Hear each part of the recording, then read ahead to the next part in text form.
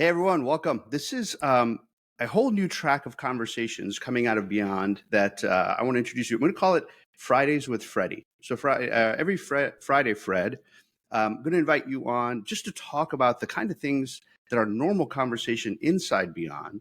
And it's just an opportunity for others to listen in and hear some of the things we're thinking about, some of the things that are top of mind for us, especially through the lens that you look at the world, which is a technology lens, right? Your background is technology. You care deeply about higher ed technology. So, getting inside your head to think about the things and then share it so that others who are listening and watching can go, man, we should be thinking about that, or I am thinking about that. And Fred's helped me kind of advance my thinking a little bit. And in some cases, they may just reach out to you on LinkedIn and say, hey, Fred, can we jump on a call? Would love to unpack that topic with you. So along the way, you and I may invite some of our other staff to join us in these conversations. But if you don't mind, give us a quick overview of your story, like some of the schools you've touched in your work experience, both inside and outside higher ed.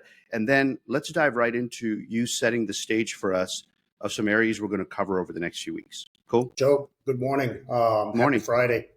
So just to clear things up off the bat, this will not be a podcast about hair loss. You and I have very We've little already failed that battle.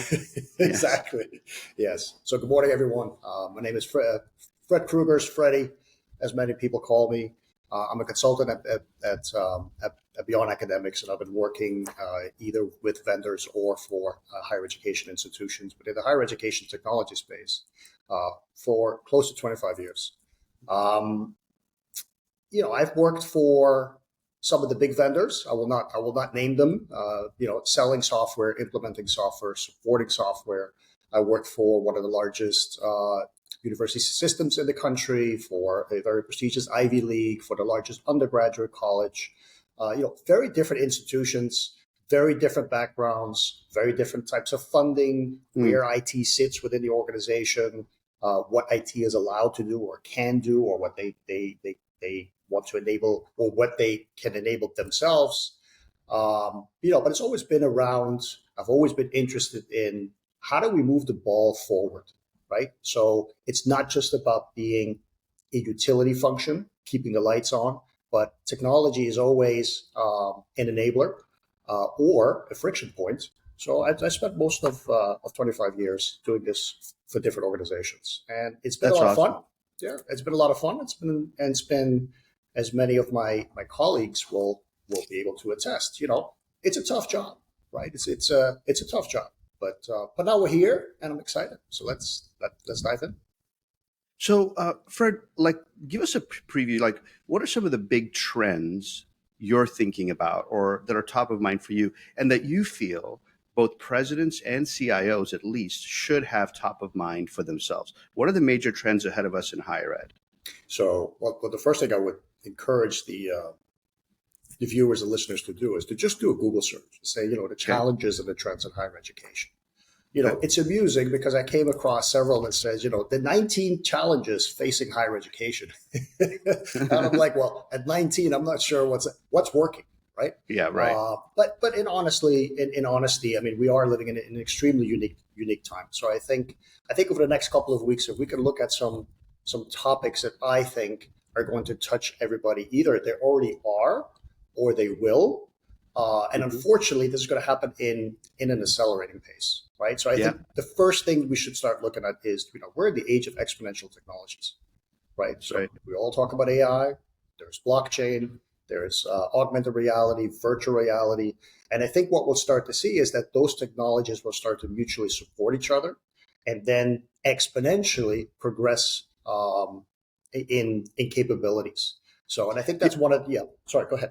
No, I think it was fascinating when you told me that you believe and you see the convergence of AI and blockchain. Yes. Right. No one's talking about that. Well, maybe they are, but not in higher ed. Right. A lot of people saw blockchain come on. It's almost like your first kid, and you're kind of excited about it. But then the second kid shows up and is scoring all the goals on the weekend soccer games. You kind of forget. So AI showed up and kind of overplayed, kind of covered up the blockchain revolution. Yeah. But really, they're going to come back together, it sounds like. And we'll unpack that in a session, maybe our next session together. All right, so that's one, is the convergence of these exponential technologies.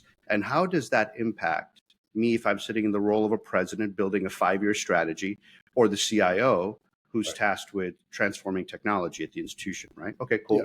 That's Yeah, and one. just to to uncover a little bit, what I mean with that is we all agree that the oil and the value of AI is in data, right? Both structured data but especially unstructured data.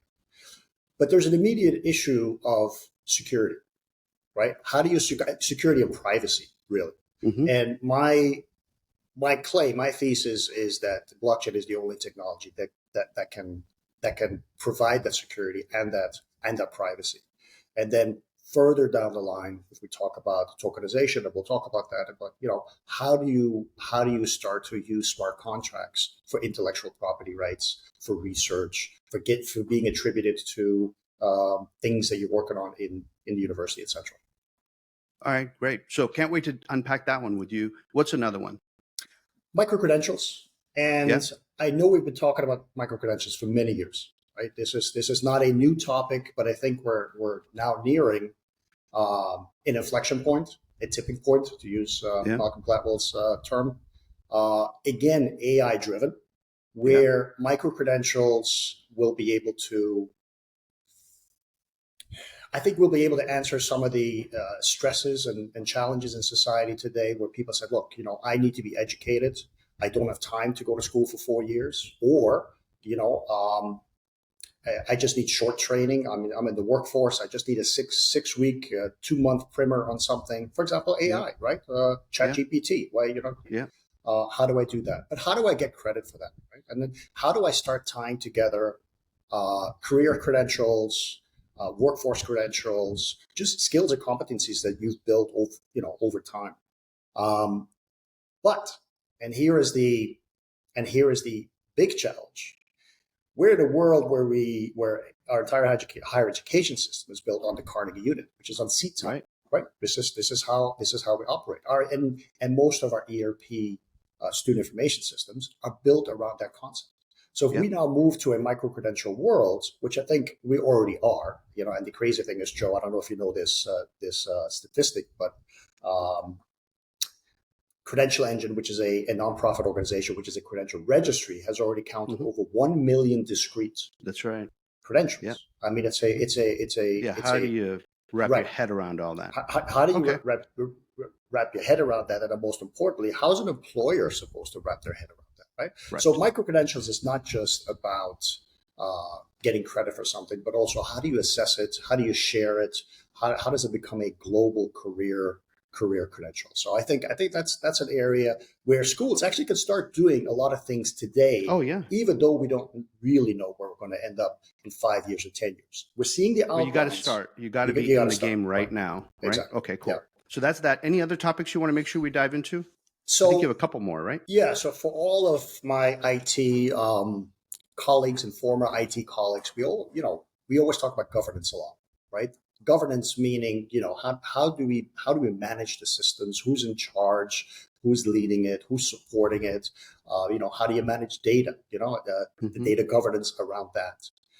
What I would like to talk about is that the data governance is not just a best practice, but data governance can be used as an enabler to really start co-creating with your business owners, your faculty, the functional side. The functional side, right? Which kind of I've seen you do that with some of our clients. So it'll be interesting for you to contextualize that for a listener in 3, 4, 6 minutes and see how they can pick up some nuggets from it. So yeah, looking forward to that one. Yeah, I can give you one example, a quick example. Okay. Right? How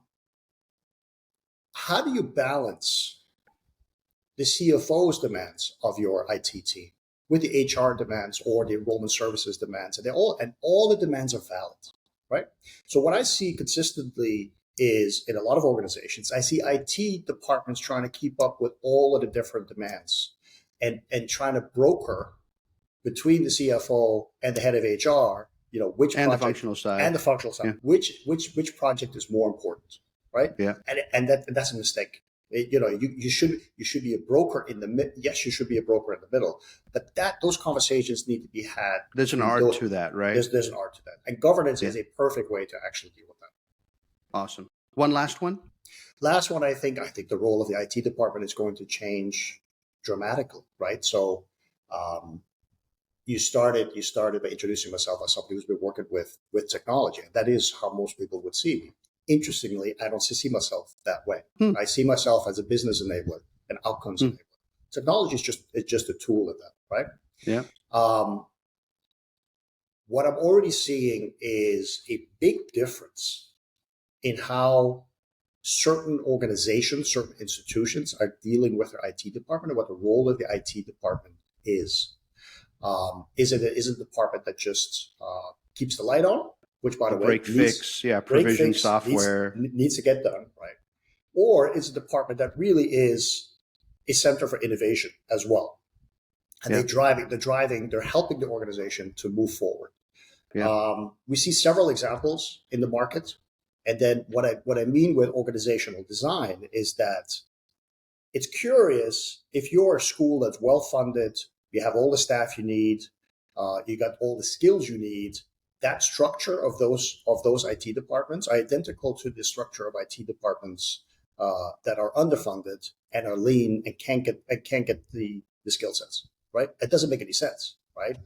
So how do you deal with that? How do you start instilling, and that this is where we get to your area of expertise as well, Joe, an entrepreneurial spirit, right? Yeah. How can the IT department, how as an individual, become very effective, but then also how does the organization become effective in the way they interact with the organization, with the wider institution?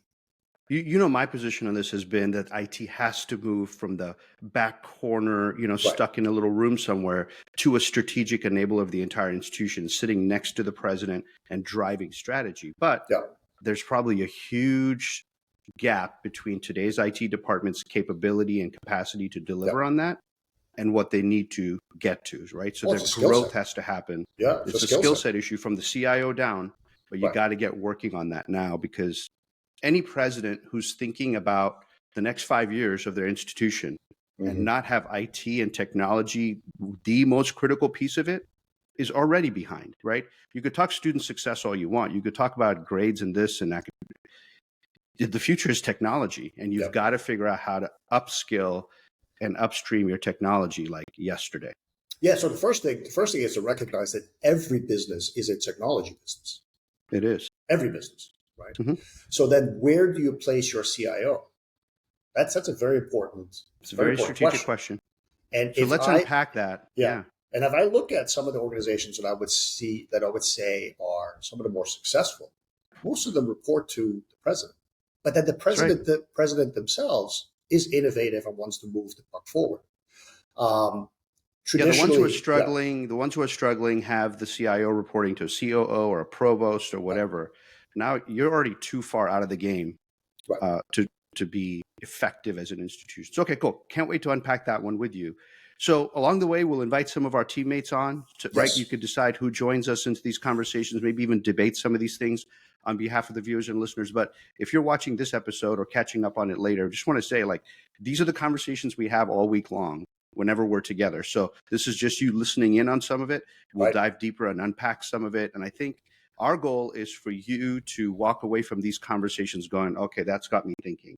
Or, hey, that frustrated me, what Joe said or Fred said, but at least we got your mind working in that direction, because these are important things for you to be thinking about as a leader in higher education today. Exactly. Yeah, so, and know that we are not a monolith. We have vigorous discussions internally, and by the way, we disagree on certain things, right? For example, we have knockdown, drag-out conversations. Right. The role of AI, for example, and what it means for higher education. We have very different opinions about that. But I think if we can be a model for other people to start wrestling with those questions, because I think that's the first step. You need to start to model, what are the scenarios, what are the options, what can I do? So I think it'll be very exciting. I'm looking forward to it. Awesome. Well, I'm excited for the next time together. See you all next time. Bye.